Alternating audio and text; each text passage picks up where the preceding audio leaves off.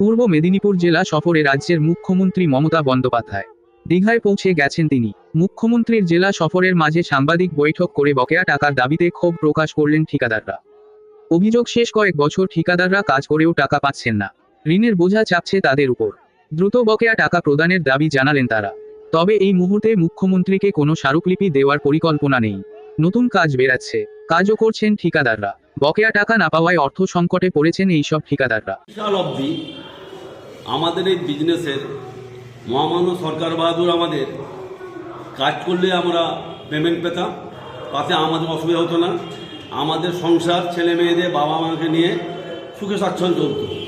2020 পর 2021 সাল থেকে আর 2024 সাল পর্যন্ত আমরা যে সমস্ত কাজকর্ম করছি সমস্ত আমরা সব তো ছোট এবং নিম্ন মধ্যবিত্ত ঠিকাদার, মধ্যবিত্ত বড় ঠিকাদার নেই। আমাদের রেঞ্জ হচ্ছে 30 লাখ কি 40 লাখ 50 লাখ কাজ করার আমাদের যোগ্যতা আছে।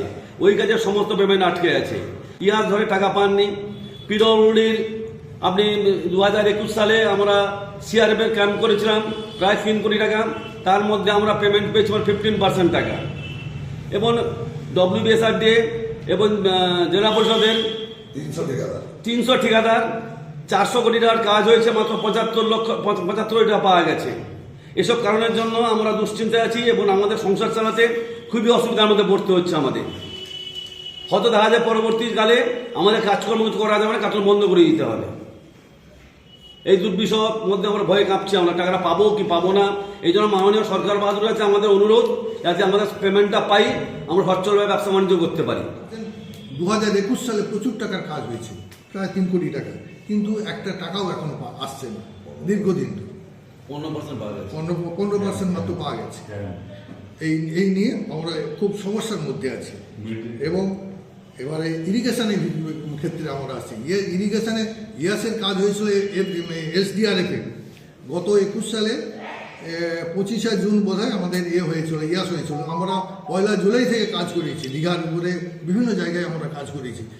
তারপর থেকে মাত্র 30% টাকা আমরা পেয়েছি 21 সালের পর থেকে আজ পর্যন্ত, টিল নাও। কিন্তু আমরা একটা টাকা পাইনি। ওই হেডে প্রায় 11 কোটি টাকা আমাদের বাকি, প্লাস আফটার ইয়াসের পরেও কিছু টাকা মানে কাজ হয়েছে, সেগুলোও পাইনি, সেটাও প্রায় 2 কোটি টাকার মতো হবে। এই নিয়ে আমাদের এই টাকাটার উপরে বেশি আমাদের যে এই টাকাটা এখনও পর্যন্ত কোনো রাজ্য সরকার অ্যালটমেন্ট করেনি। আমরা খুব এর মধ্যে আছি, খুব সংশয়ের মধ্যে আছি যে এই টাকাগুলো যাতে আমরা সুন্দরভাবে পেমেন্ট পাই।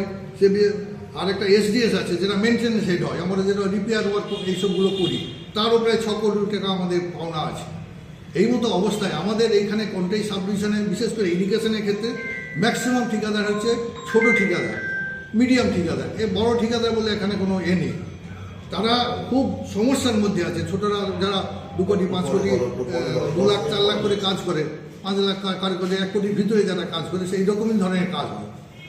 তাতে আমরা ছোট ঠিকাদারে বেশি মার খাচ্ছি। আমাদের উপরে এই ঠিকাদারি ব্যবসার উপরে আমাদের সংসার চলে, আমাদের সব কিছু এইটার উপরে নির্ভর করে। আমাদের যদি এত টাকা আটকে যায় আমরা কী করব?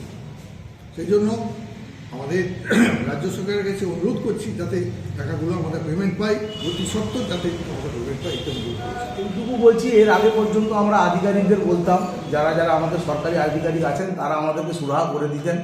আমরা যখন যা বলতাম আমাদের অসুবিধার মধ্যে পড়লে ওনারাই আমাদের সমাধান করে দিতেন।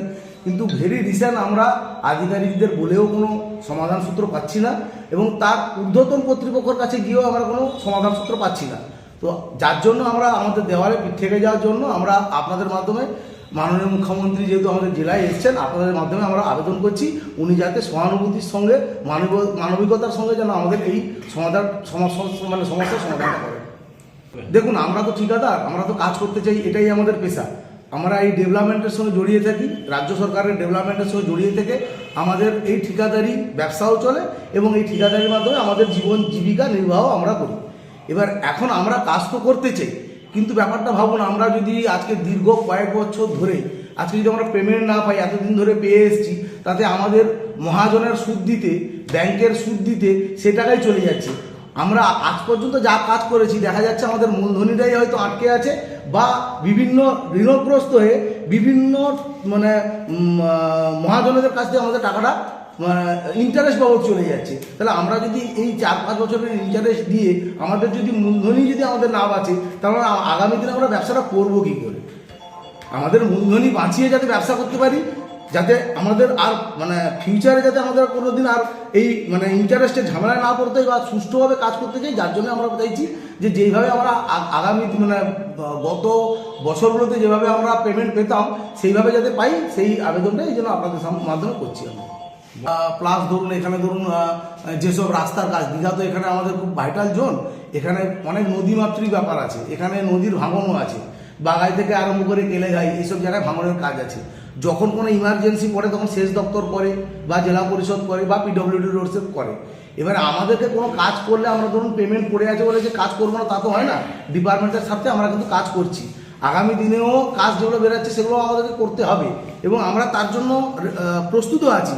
কিন্তু আমাদের মূল সমস্যা হচ্ছে আমাদের ফিনান্সটা যদি আমরা ঠিকঠাক পাই তাহলে আমরা আগামী দিনেও কাজ করার মতো জায়গায় থাকবো।